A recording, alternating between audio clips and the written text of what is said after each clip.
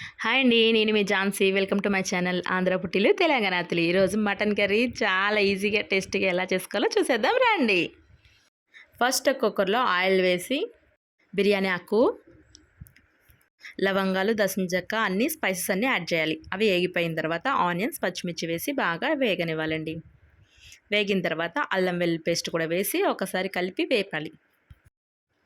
ఇలా వేయించుకున్న తర్వాత అంతవరకు మనం మటన్ క్లీన్ చేసి పక్కన పెట్టేసుకుందాం. మీలో ఎంతమందికి మటన్ కర్రీ ఇష్టమో కామెంట్ చేయండి ఫ్రెండ్స్.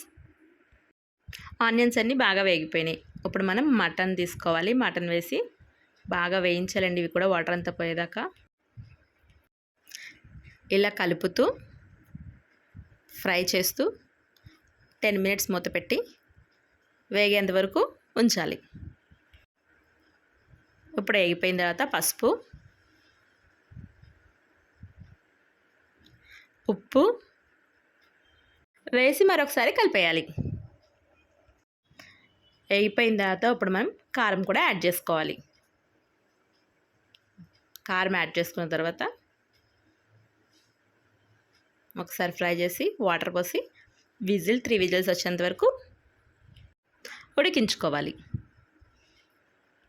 ఇలా చేసి పెట్టారంటే మీ ఇంట్లో వాళ్ళు మీ చేతి వంట ఎప్పటికీ మర్చిపోలేండో. చాలామంది వీడియో చూస్తున్నారు కానీ లైక్ చేయట్లేదు.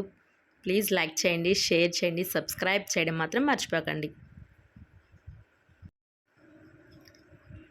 3 విజిల్స్ రానివ్వాలండి. ఇక్కడ విజిల్స్ వచ్చే క్లిప్ మిస్ అయింది.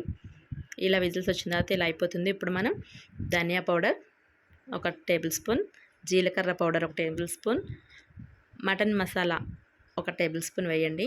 ఆల్రెడీ మనం స్పైసెస్ యాడ్ చేసాం, చూసుకుని వేసుకోండి టేస్ట్ తగ్గట్టు. అంతే, కొత్తిమీరతో గార్నిష్ చేసుకుని దింపేయడమే. చాలా ఈజీగా టేస్టీగా ఉంటుందండి. ఒకసారి మీరు కూడా తప్పకుండా ట్రై చేయండి.